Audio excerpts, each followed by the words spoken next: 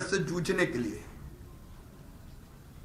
और उसको समाप्त करने के लिए प्रधानमंत्री आत्मनिर्भर स्वस्थ भारत योजना जैसी योजना इसमें प्रारंभ की गई है।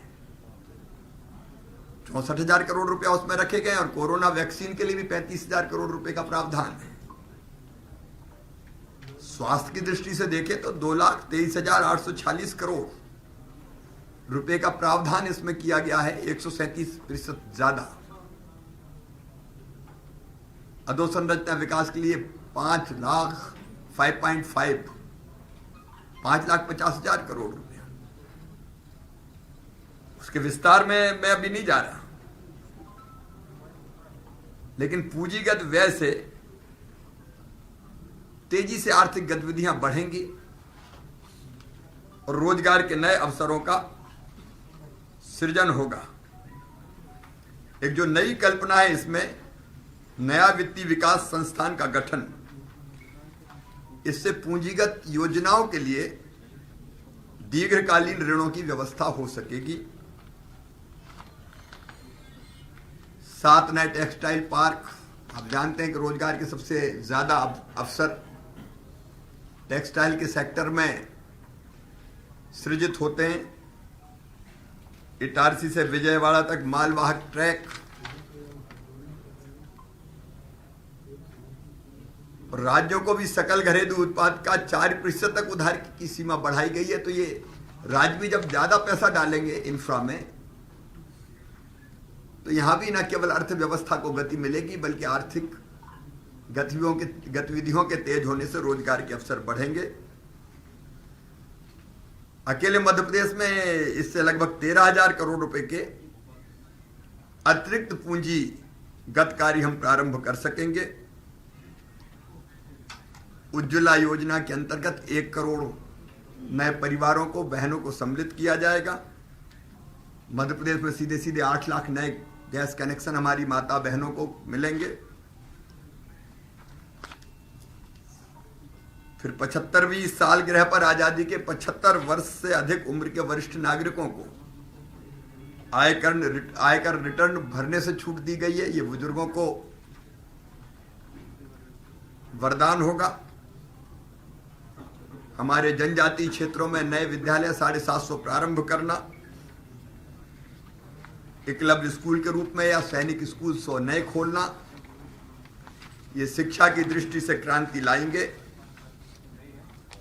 इन परिस्थितियों में इससे क्रांतिकारी बजट की कल्पना कोई नहीं कर सकता था। इस बजट में मोदी जी की जिद, जुनून और जज्बा एक वैभवशाली, गौरवशाली, संपन्न, समृद्ध और सशक्त भारत के निर्माण का न केवल दिखाई देता है, बल्कि इससे साकार होता है।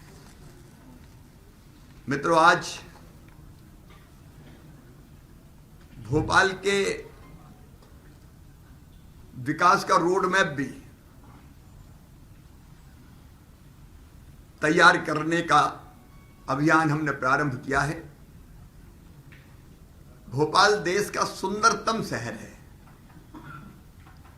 स्वच्छतम राजधानी है और भोपाल को केवल देश नहीं, दुनिया के सबसे सुंदर शहरों में हम सम्मिलित करना चाहते हैं। अनेकों काम जिनका लोकार्पण हुआ है, भूमि पूजन हुआ है, उनकी जिक्र मैं नहीं कर रहा। लोकार्पण के कामों में आप थे, लेकिन बड़े तालाब में वाटरवाल का भूमि पूजन, करौद मंडी के पास रेलवे ओवरब्रिज का भूमि पूजन, बोर्ड ऑफिस चौराहे पर मैदा मिल रोड से गायत्री मंदिर होते हुए मानसरोवर कॉम्प्लेक्स तक फ्लाई ओवर का भूमि पूजन, इसी में लगभग 150 करोड़ रुपया इन कामों में खर्च होंगे। भानपुर खंती, जहां कचरे की बदबू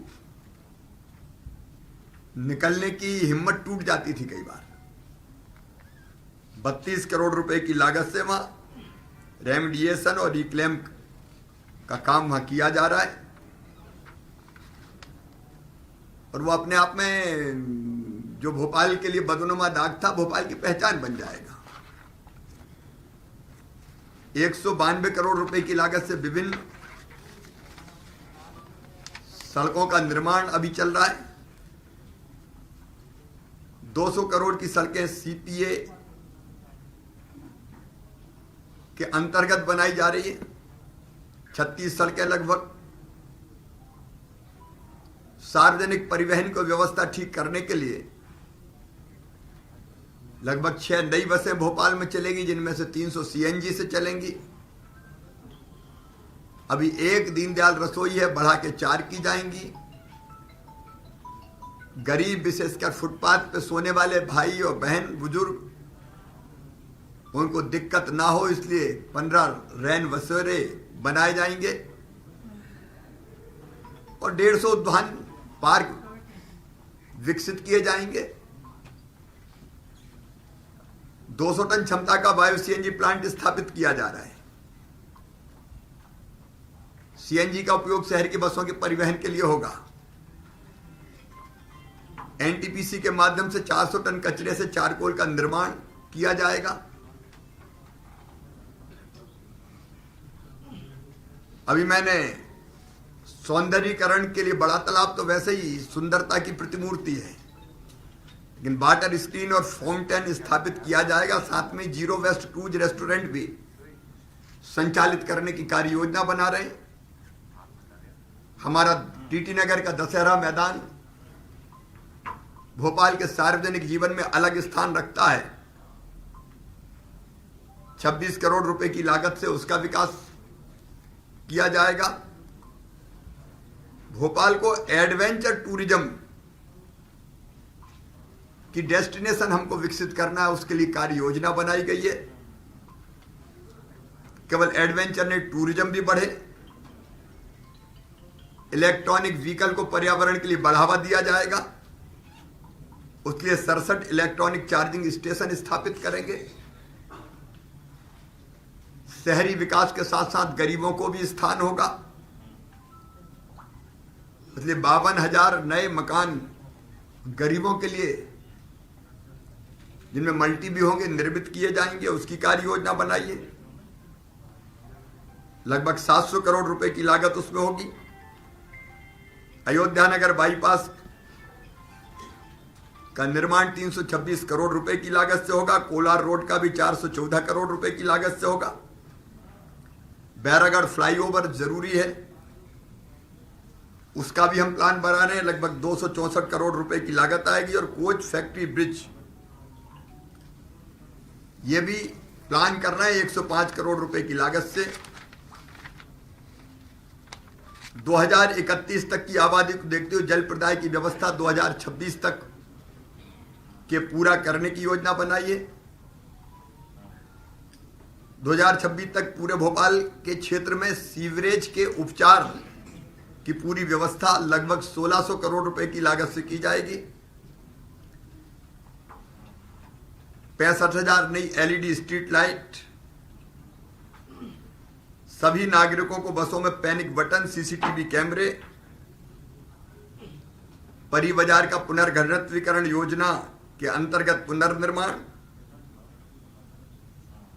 विद्यानगर में इंटीग्रेटेड कोचिंग संस्थानों को लेकर, क्योंकि कोचिंग क्लासेज के कारण कई बार बच्चों की सुरक्षा भी जरूरी है और बेहतर पढ़ाई की व्यवस्था हो सके, उसकी योजना भी बना रहे हैं।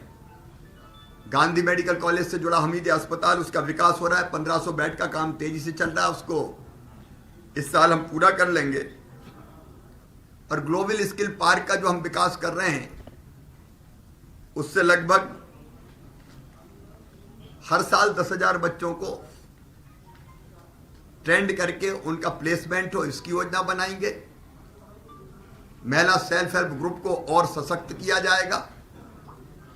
शौर्य स्मारक भोपाल की पहचान है, उसको नया स्वरूप देने की कार्य योजना बनाई गई है। मनुआ भान की टेकरी पर भारत माता परिसर और शौर्य स्मारक के पास हमारे क्रांतिवीरों की स्मृतियों को जोड़ने वाले पार्क का भी विकास किया जाएगा। इंफ्रास्ट्रक्चर के क्षेत्र में भोपाल की जो पीडब्ल्यूडी, सीपीए सहित अलग अलग विभागों के पास सड़कें हैं, उनका पुनर्निर्माण किया जाएगा। अभी कुछ चीजें और प्लान में हैं, ये पहला प्रेजेंटेशन देख के कुछ चीजें फाइनल की है। कुल मिला के भोपाल दुनिया का सुंदरतम शहर होगा, जिसमें गरीबों को भी स्थान होगा और पर्यावरण जैसी चीजों का भी ध्यान रखते हुए हम आगे बढ़ेंगे।